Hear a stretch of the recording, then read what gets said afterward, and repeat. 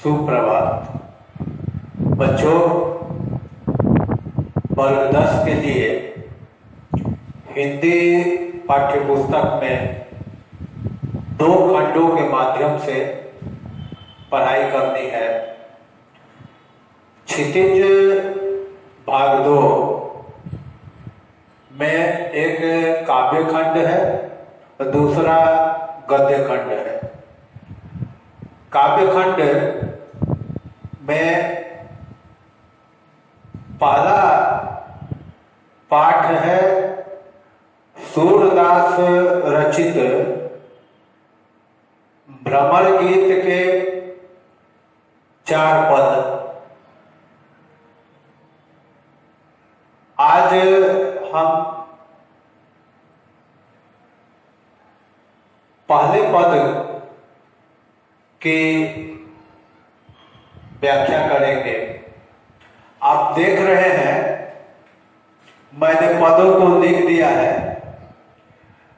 पहला पद है और आज इसी की चर्चा हम करेंगे। सबसे पहले एक बात जान ले कि भक्ति काल की रचनाओं में कई लेखकों का नाम सामने आता है, जैसे कि सूरदास, कबीरदास, मीराबाई, रहीम और भी कई नाम हैं जिन्होंने भक्ति रचना के माध्यम से साहित्य जगत को समृद्ध किया है। सूरदास के बारे में है कि ये सन 1478 ईस्वी में सिही नामक गांव में जन्म लिए थे। कुछ लोगों का मत है कि इनका जन्म स्थान मथुरा के निकट है। सूरदास मंदिर में भजन कीर्तन करते थे, जिनके कारण उनकी ख्याति जगह जगह फैल गई। जन्म से नेत्रहीन थे, परंतु जन्म से नेत्रहीन थे इसका कोई ठोस प्रमाण नहीं मिलता। कुछ लोगों की मान्यता है कि बाद में श्री कृष्ण का दर्शन पाने के बाद उन्होंने निर्णय ले लिया कि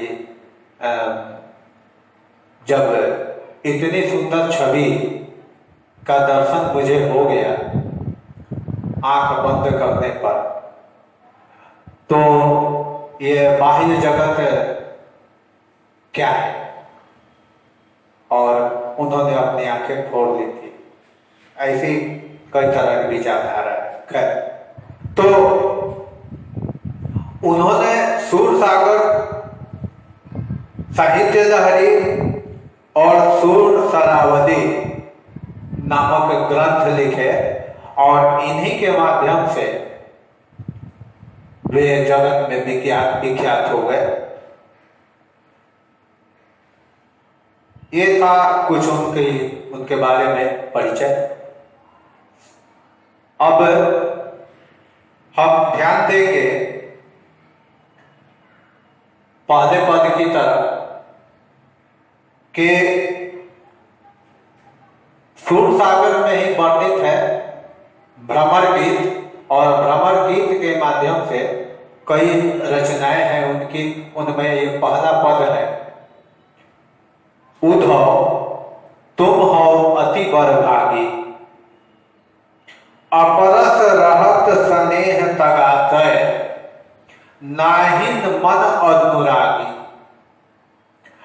पुरई निपात रहत जल भीतर, तारस देह न दागी, जो जलमाह तेल की गागरी, बूंद न ताको लागी, प्रीति नदी में पाऊ न बोरियो, दृष्टि न रूप परागी, सूरदास अबलाहम भोरी, गुर चाटी जौ पागी। उधो तुम हो अति बरभागी। इन पदों की हम व्याख्या करें तो इसमें गोपियां व्यंग करती हैं। उद्धव बड़े ज्ञानी महापुरुष थे और वे कृष्ण के सखा थे, काफी निकट रहने वाले थे और गोपियां श्री कृष्ण की व्याकुलता में अपना जीवन जी रही थी। तो जब उद्धव जी उनसे मिलने गए तो वे सारी गोपियां इकट्ठी हो गई और उन्होंने उद्धव से कहा कि हे उद्धव, तुम बहुत भाग्यशाली हो, तुम बहुत भाग्यवान हो जो अभी तक श्री कृष्ण के साथ तुम रहते हो, परंतु उनके प्रेम के बंधन से अछूते हो। वे कई उदाहरण के माध्यम से इस बात को समझाती है कि किस तरह तुम अछूते हो, श्री कृष्ण के साथ रहते हुए भी उनके प्रेम में जिस तरह से हम विरह की मात गई हैं, विरह की वेदना झेल रही है, पर तुम्हारे ऊपर उस तरह का कोई प्रभाव नहीं दिखता। तो वे उदाहरण के रूप में कहती हैं कि जैसे अपरस रहत स्नेह तगाते नाहिन मन अनुरागी, अब पुरई निपात रहत जल भीतर तारस देह न गागी। जिस प्रकार कमल के पत्तों और तेल के गागर में जल का प्रवाह, वे जल में रहते हुए भी उन पर जल का कोई प्रभाव नहीं पड़ता, तो वे जल के प्रभाव से निर्लिप्त होती है। इसके अतिरिक्त जिस प्रकार तेल से भरी हुई मटकी पानी के मध्य में रहने पर भी उसमें रखा हुआ तेल पानी के प्रभाव से अप्रभावित रहता है, ठीक उसी प्रकार हे उद्धव, आप कृष्ण के साथ रहते हुए भी आप उनके प्रेम में इतने विह्वल नहीं दिखते। कहती है कि प्रेम रूपी नदी में कभी पांव नहीं डुबोया, प्रीति नदी में पांव न बोरियो, दृष्टि न रूप परागी। कहती है कि प्रेम नदी में कभी पांव नहीं डुबाया और ना ही तुम्हारी दृष्टि कृष्ण के रूप सौंदर्य पर मुग्ध हुई, तो हे उद्धव, हम तो भोली भाली अबलाएं हैं और हमें तो तुम्हारी तरह कोई ज्ञान नहीं है। आप तो ज्ञान की मूर्ति हैं, इसलिए जिस प्रकार चींटियां गुड़ से चिपक जाती हैं, ठीक उसी प्रकार हम भी श्री कृष्ण के प्रेम में लिपट गई हैं, श्री कृष्ण से लिप्त हो गई हैं। तो हम इसमें कर क्या सकते हैं?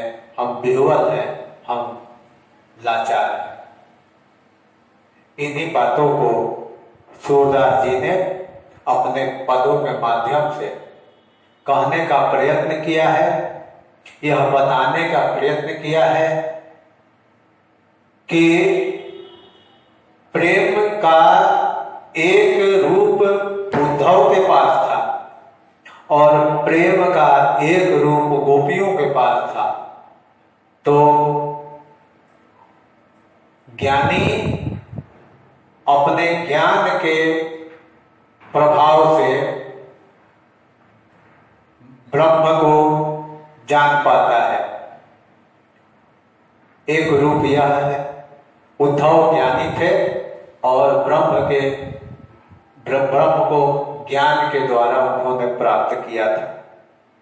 और गोपियां भक्त थी, कृष्ण की अनन्य भक्त थी, उनके प्रेम में इस कदर बावली थी कि भक्ति मार्ग से उन्होंने ब्रह्म को जानने का प्रयास किया है। यही बताने का प्रयास सूरदास जी ने अपने पहले पद के माध्यम से किया है। धन्यवाद।